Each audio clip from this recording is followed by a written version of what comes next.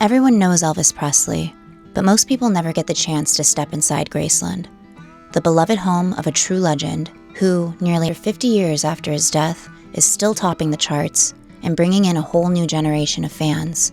Today, I'm taking you behind the gates of Graceland in Memphis, Tennessee. We'll be touring the mansion room by room, seeing the original interiors, furnishings, and decor Elvis surrounded himself with, the kind of details that make this place a true time capsule of American pop culture. And we will also be learning more about the man behind the legend and what this house reveals about his life, his taste, and the personal world Elvis created here. Hi, I'm Allie, and welcome back to Fab Little Dish, where we celebrate vintage homes, historic interiors, and the stories that keep these places alive. If you love the stories historic houses tell, then give this video a big thumbs up. It really helps to promote these historic homes and encourage visits. So come on with me and let's explore the place that's on so many people's bucket list.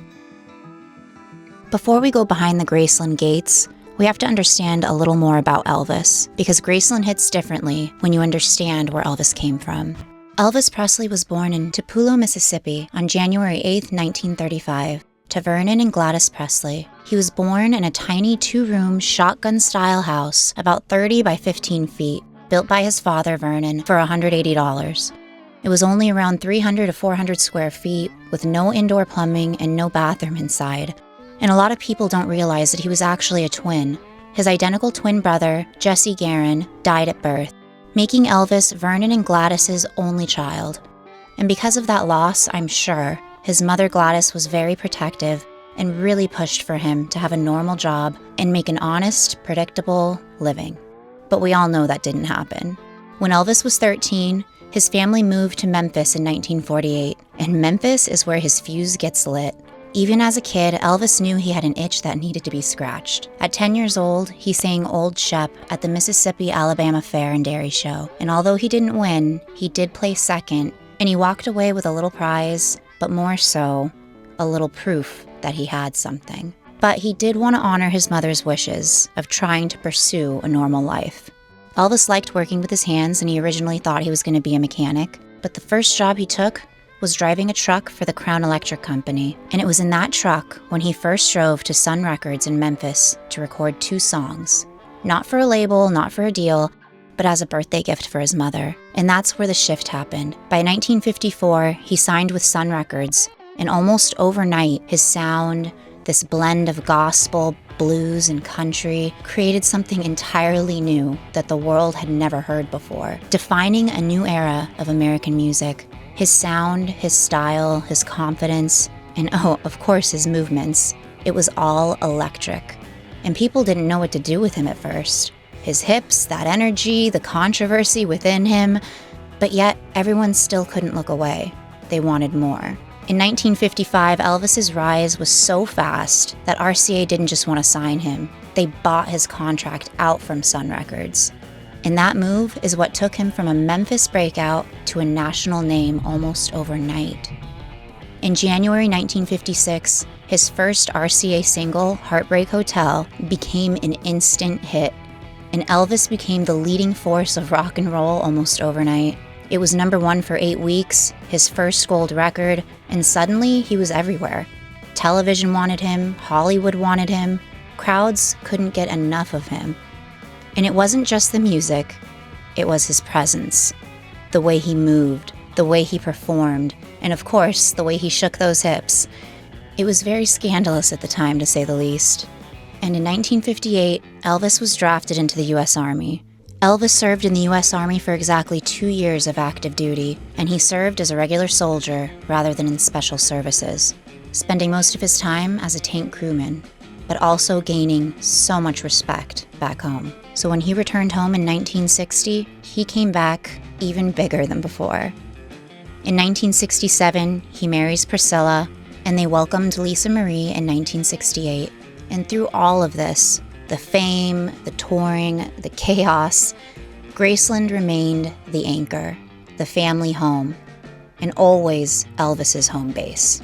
Elvis purchased Graceland in 1957 when he was only 22 years old, and what he wanted more than anything was privacy. And the irony in that is pretty unreal, because this house became one of the most famous homes in America. and one of the most searched and visited house tours, period. Are you going to keep Graceland? I'm going to keep Graceland as long as I possibly can. But Graceland wasn't always Elvis's house. It was already a piece of Memphis history when he purchased it. The house was built in 1939 and was commissioned by Dr. Thomas Moore and his wife Ruth. And the name Graceland actually comes from Ruth's aunt Grace Toof, tied to the original Toof family land. The house is colonial revival style, with that symmetrical front facade, the classical portico, warm Tishomingo limestone, which gives it that classic traditional look. And one of my favorite exterior details is the pair of stained glass windows that rest between the front door. The stained glass has metalwork right on top of it, which is so southernly iconic. This home becomes the home base for Elvis, and so much of what you're about to see inside is preserved to reflect exactly how the house looked during the years when Elvis actually lived here. And over the years, Elvis made Graceland his own. I mean, right away as soon as he moved in, he started making improvements, additions, renovations, adding his personal touches wherever he could, starting with one of the most iconic exterior details, the music note gates. Those were installed in April 1957, almost immediately after he purchased the house. I wish I got a picture of the whole thing. At least I got a good view, though, while we were parked waiting at the light. The very first thing I noticed when I walked into Elvis's living room was the photo of Elvis's parents sitting right there, Vernon and Gladys. And it's just such a simple detail, but it instantly shows you that even though the style throughout this home is loud and proud, this was very much a family home. These stained glass peacocks are impossible to miss, and they're the most iconic part of the entire room. They were added in 1974. They really just give this Graceland feeling right away. They're bold, dramatic, and completely Elvis. The 15-foot white couch that's right here, along with the 10-foot coffee table, were both custom made for this room.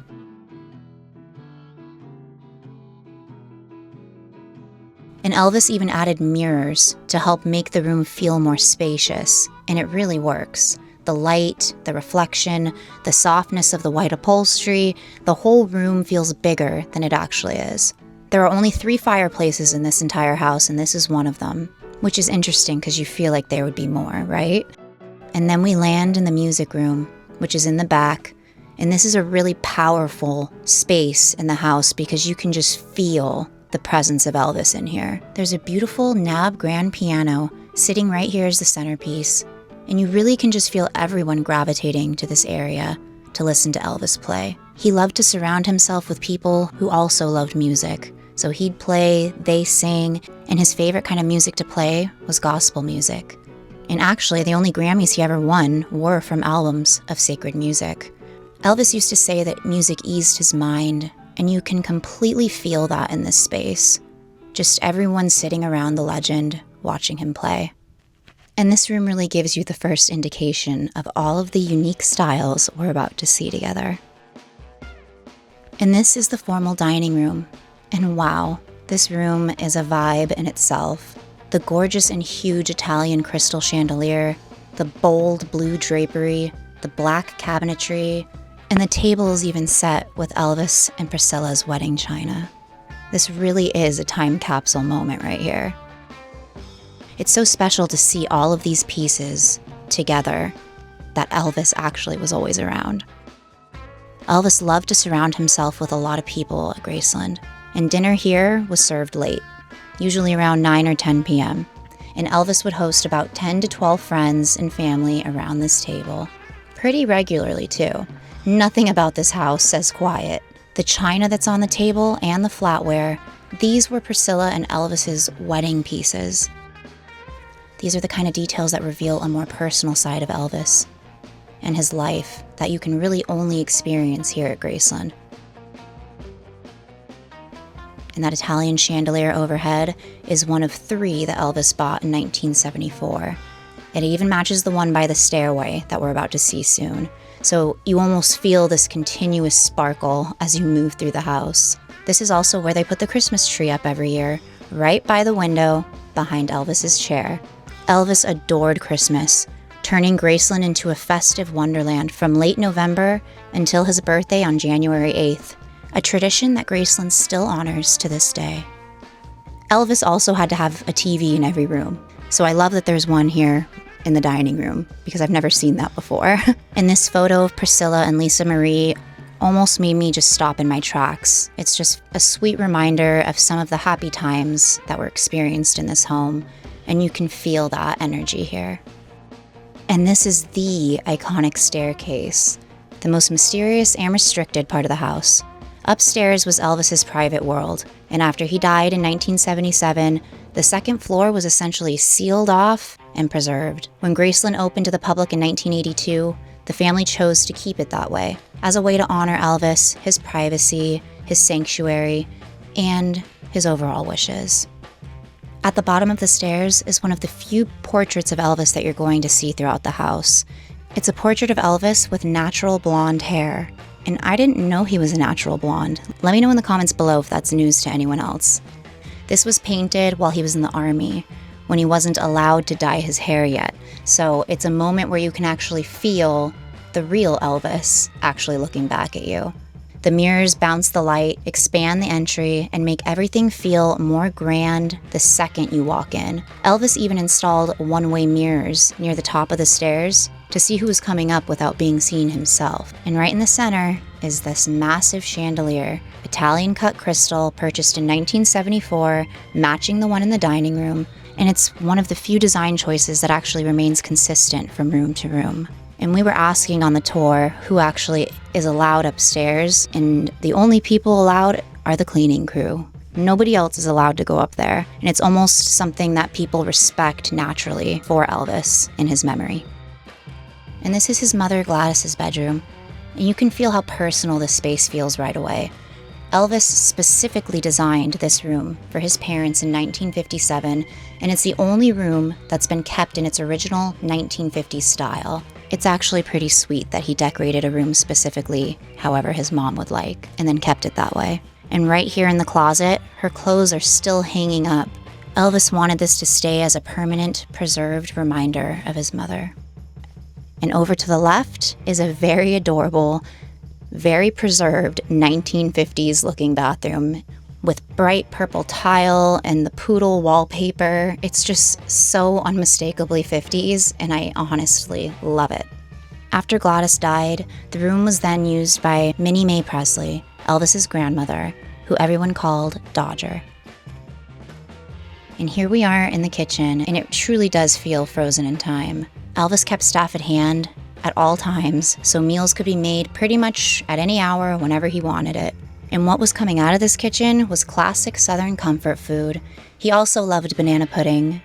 And like so many other rooms in this house, this kitchen went through a few redesigns, but the version you're seeing now is what Elvis saw, kept in its original 1970s style, with that signature avocado green and the dark wood cabinets. There's even an 8-burner stove in here, which tells you everything about how often things were being cooked in this kitchen. And Elvis paid $1,000 for this microwave, but it was just very ahead of the curve in the 70s, making this one of the first microwaves made in this area.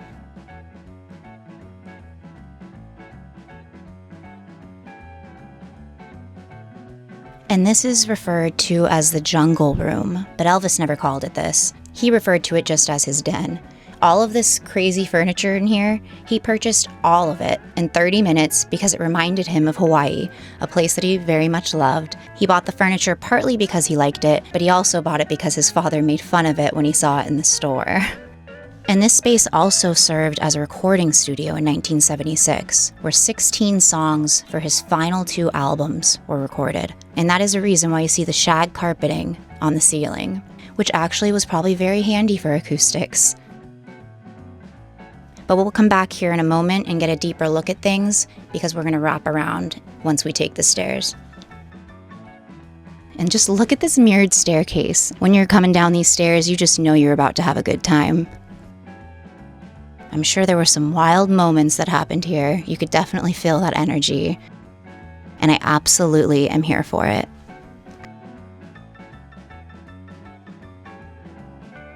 And now we're heading downstairs to the basement TV room. And just look at this place. this handy little built-in bar, mirrored ceilings, and all of these lights and multiple TVs. I mean, doesn't this just look like a party? Elvis created this space so that he could have an informal place to watch television, listen to records, and bring people over to party. And we all know that Elvis loved watching television, but he liked to have all of these multiple TVs on so he could watch different football games, all at the same time. And when I was down here, you could just feel the party presence that took place here.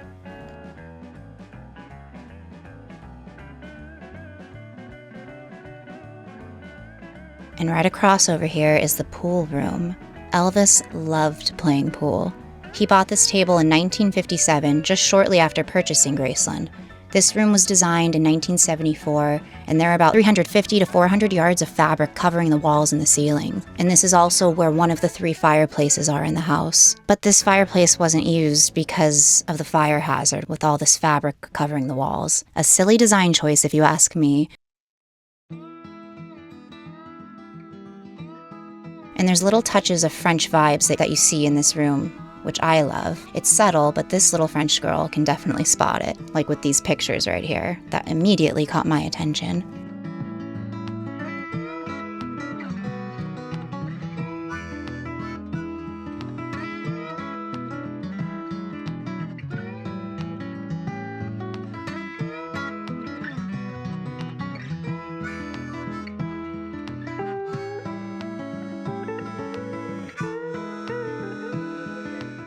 And now we're back up on the first floor, which takes us to the den, or as they say, jungle room. And I love that we can get a better view now of everything in here, where we can see the tiki bar, the built-in waterfall, and all of that clunky furniture. And another thing that I thought was hilarious is that Elvis used to sit back here, take his revolver, and shoot at his TV. And that's actually on display at another part of the museum, so we'll see that later.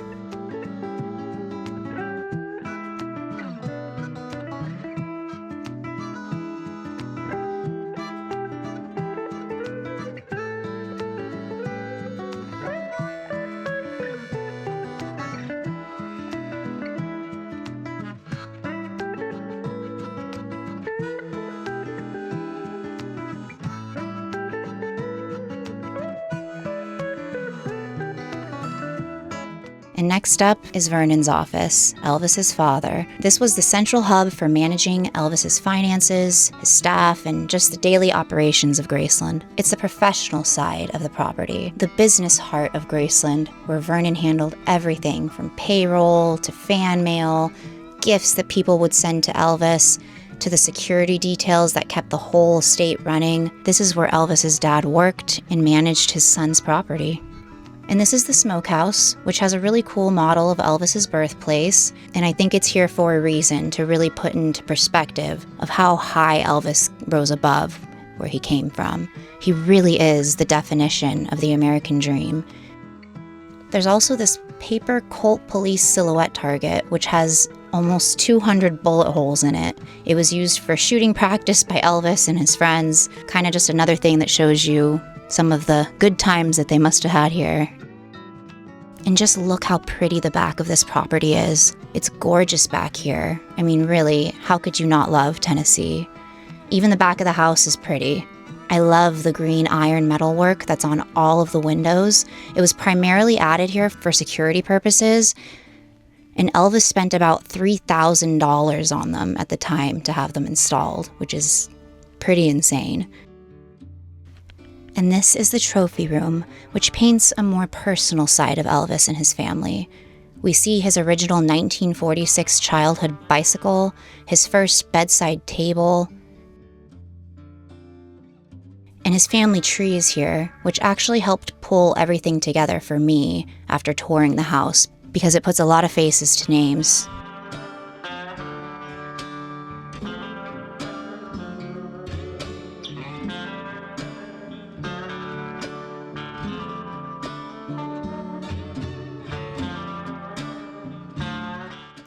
But what I really loved in here were all of the invoices that are on the walls. Elvis was always redecorating and redesigning spaces, and he clearly never spared any expense on any of it. But why would he? He didn't have to. He's the king. I just love seeing itemized lists of things that he purchased because, again, it gives us a personal look into Elvis's taste and style that you can only get here at Graceland. Another favorite in here is Elvis's original wallet, which is such a personal item that was so special to see in person. His credit cards are in there, and what I loved seeing the most was a picture of him and his daughter. I know my grandpa carries pictures of me in his wallet, and so seeing that really touched my heart. Another highlight in here is the RCA television that was gifted to him for selling 50 million records in just 4 years. At first I was thinking, you're just getting a TV for selling 50 million records, but then I remembered how much the king loved to watch TV. So I think that gift makes sense. Over here we see Lisa Marie's crib and childhood toys. They have it all set up to how it used to look when she was little.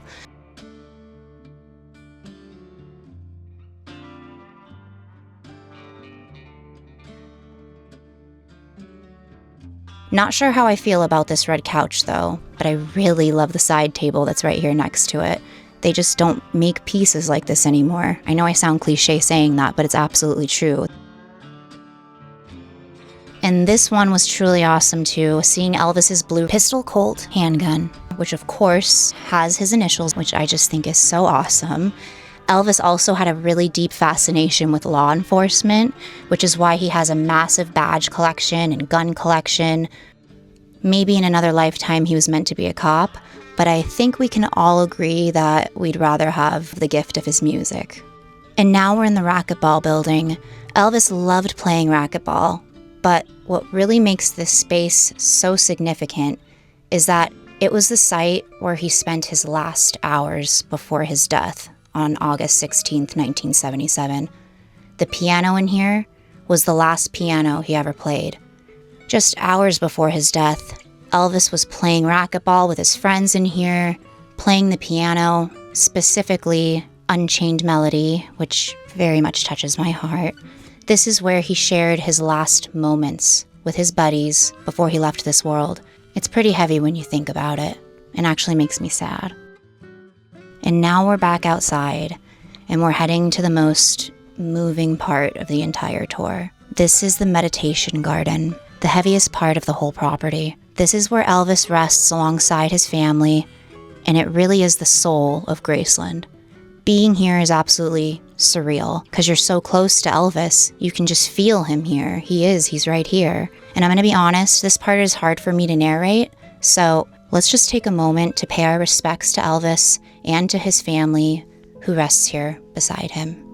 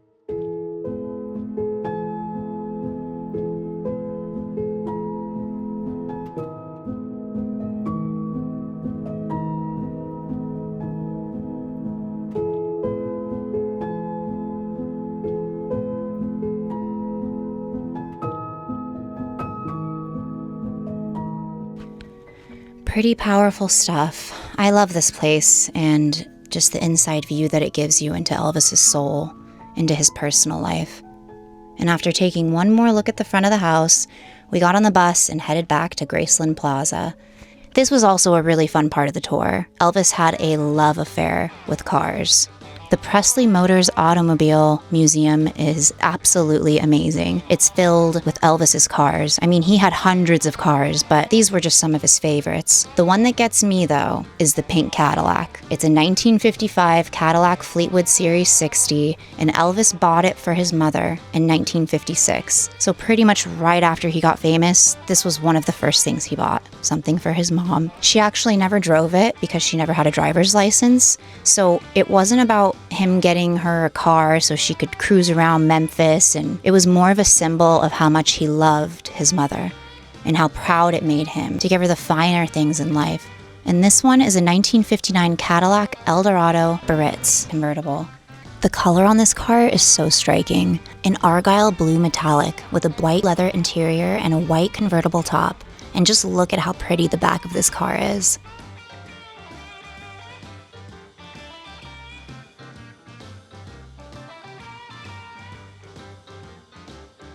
I have to agree, Elvis. Life is too short to be driving boring cars.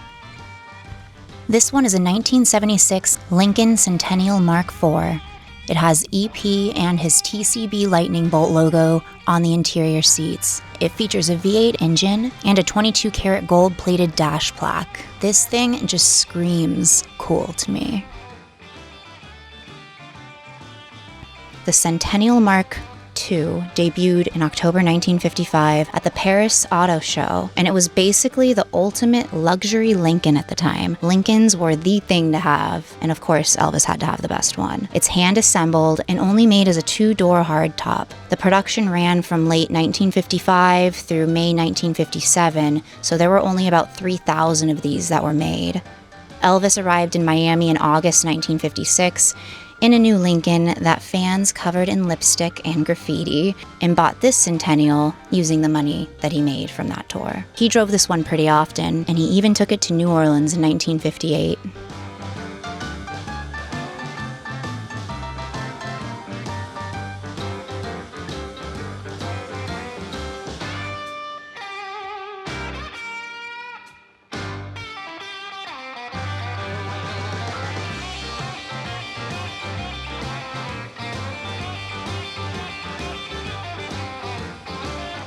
There are so many cars in here. It's crazy that one person could own this much stuff. But again, it's Elvis, and he could do anything he wants and get anything he wants. And then here's his boats.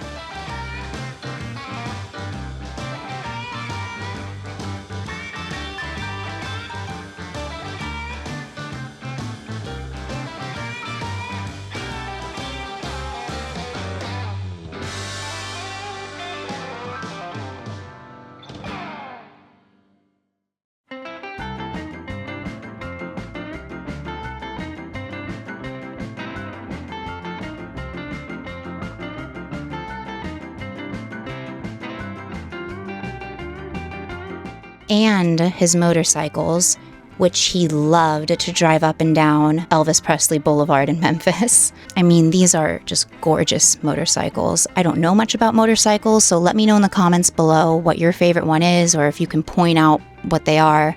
I know Harleys, but that's pretty much where my motorcycle knowledge extends.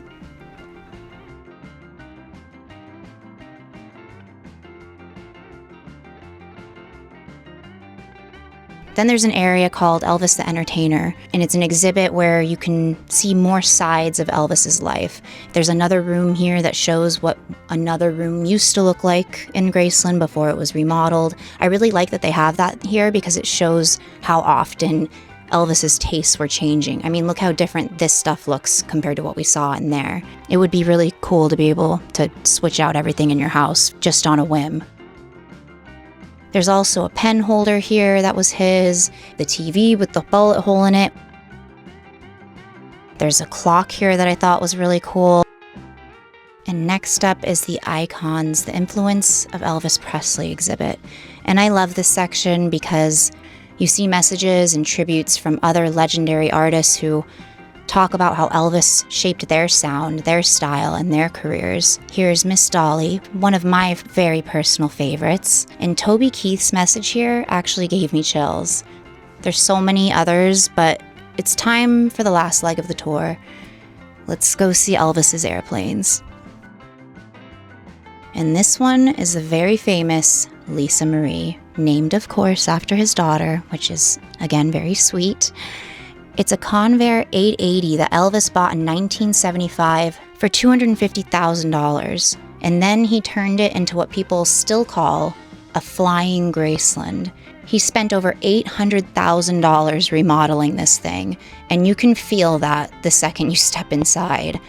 There's a full lounge, a conference room, a sitting room, a bar, and a private bedroom suite way in the back, complete with a queen-size bed. Even the belt buckles were gold in this thing.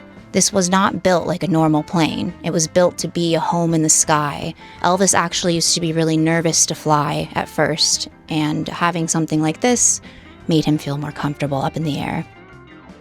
And all the details in here are just pure Elvis. Like, I see the interior of Graceland in this airplane. Gold-plated seatbelt buckles, the bathroom with the 24-karat gold-flecked sinks, and all just the gold details everywhere throughout this place. There's suede seating and leather-topped tables. I just bet this was so fun to fly, and I can only imagine the parties that happen on this thing. And I heard sometimes he would just gather some of his friends and a bunch of people, put them in this airplane, just to fly over Memphis and show them all what it looked like from above. Even the tech was ahead of its time in this. A video system connected to the multiple TVs because, of course, Elvis loved his television. There's a big sound system and a sky-to-ground phone, so he could stay connected even while up in the air. And when you think about this being in the 70s, that is just wild.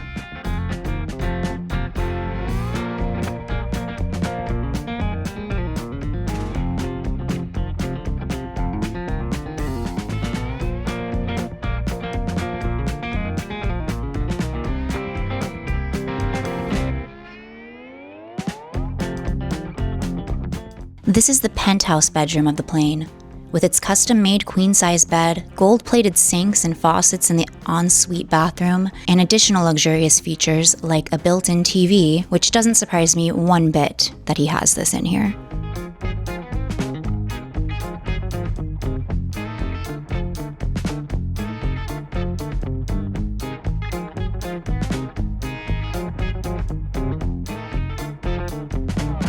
Elvis wanted a logo that represented him, and what he landed on was TCB, taking care of business, with a lightning bolt added, which stood for in a flash. So taking care of business in a flash, and I would say that that is Elvis. And he placed it on a lot of items throughout the house, and it's right here on the tailplane of Lisa Marie. And the other plane that is here on site is the Hound Dog 2, which is a much smaller and much more practical airplane than Lisa Marie. Elvis bought it in 1975 while the Lisa Marie was being remodeled, and it was used primarily for his manager and staff versus the full flying Graceland experience. So I guess this is the plane that you'd get bumped down to if you weren't super close with Elvis. And I also took this view where when you're coming out from where the planes are, you can see what the house looks like from a distance. So I thought that was really fun to share with you guys as well. And I was actually sad to leave this place. It left a mark on me. Just getting an idea of what his soul looked like and his personal side made me feel like I got to know him. And that's why I love Graceland. He broke musical boundaries and will always be the king of rock and roll. But more than that, he was someone who touched our lives, our consciousness, our souls. And really, that's my biggest takeaway from my trip to Graceland, is just how close you can feel him here. Walking through each room, seeing his pianos, taking in his unmistakable style, the kind of style that only Elvis could pull off, by the way, and just feeling how much this place was built around family, comfort, and the people he loved.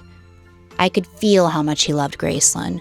And when he was in Vegas and pulled away from this place, I'm sure that just ate away at his soul. And that made me sad too while I was there. I could feel how much he really wanted to always be here. And he is still here. He's here for us all to see, pay our respects to, visit, and get to know. And that's why Graceland is so special. And I'll turn it back to you all. What was your biggest takeaway from the tour? What was your favorite thing? Did you feel closer to Elvis just by watching this, please let me know in the comments below. I would love to hear how you felt about being at Graceland with me. And now, let's go put on our favorite Elvis song and honor the man who left such an incredible mark on us all. He didn't just leave a mark on music. He changed how music hits our souls, how it brings us all together, from his early hits that lit the whole world up to the quieter moments that can break your heart if you think about it too much. Elvis was pure emotion and soul through and through, and Graceland is a huge part of that. Graceland is Elvis. So let's honor the man who broke boundaries, changed the culture, and gave so many of us a soundtrack, a song that gives us joy, that picks us up, or that just meets our mood in some way. Elvis is still speaking to us through his music, his audience is still growing, and he is still finding new ways to leave an impact on this world. Long live the king. So let's all put on our favorite Elvis song right now and pay our respects to the man who changed the entire world of music. Until our next adventure, my friends, keep enjoying the beauty of vintage home. Au revoir.